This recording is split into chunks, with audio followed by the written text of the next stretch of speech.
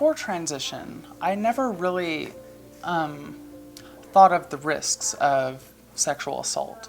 I just felt it wasn't something that necessarily applied to me. I thought, well, no one cares to do that to me, and now, post-transition, I realize how wrong I was then and how scary it is to deal with it now. Sexual assault isn't limited to the straight community. It's a reality that the LGBT community is statistically more susceptible to, especially in the case of transgender individuals. When it comes to dating for many transgender individuals, we find that some people don't necessarily take us seriously as humans, as odd as that sounds, right? I've actually come out to a man as being transgender when we met face to face, and he started getting very irritated and visibly just kind of, I don't want to say hostile, but he started getting really huffy and puffy and left the room. I took that opportunity to leave because I did not want to find out what was going to happen when he entered the room again. Between her lives as a parent, an OU student, a producer, and recently a documentarian, Catherine has spent the past 2 years presenting herself in the way that she knows is absolutely essential for her to be. But with that comes the threat of danger, a threat that's more palpable every single year. A trans sister of Chicago, rest in peace. Crimes against the trans community are on the rise.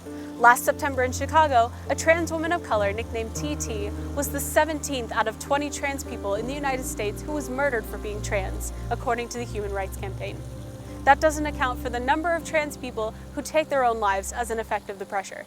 Statistically, 1 out of 2 transgender individuals will suffer some form of sexual assault in their lifetime, either pre-transition or post-transition. With transsexuals or transgenders, it's just like they don't really care about it.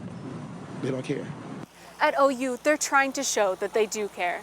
Staff members who are part of the advocacy program are trained to respond to reports by the Gender Inequality Center. We do a lot of education, so through our ally training for one, and then lots of different events that students can come to, and that I think helps to create a sense of community. Coming out day, open mic night, we do a candlelight vigil in the fall. So on our campus, we started doing it after there were a rash of suicides that happened across the country for LGBTQ youth, and then somebody from Norman took his life. And so that was in response to that, to provide support, a visible coming together that shows support for the community, but also a place for people to process their feelings.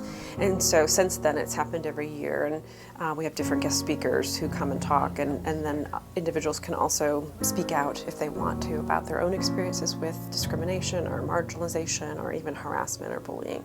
All of my friends here at OU and student colleagues and professors and everyone, they've been outstanding, and I don't associate with people that do not accept me. I don't have time to worry about petty nonsense about so-and-so doesn't accept this or that. If you can't accept me, then I don't have time for that in my life.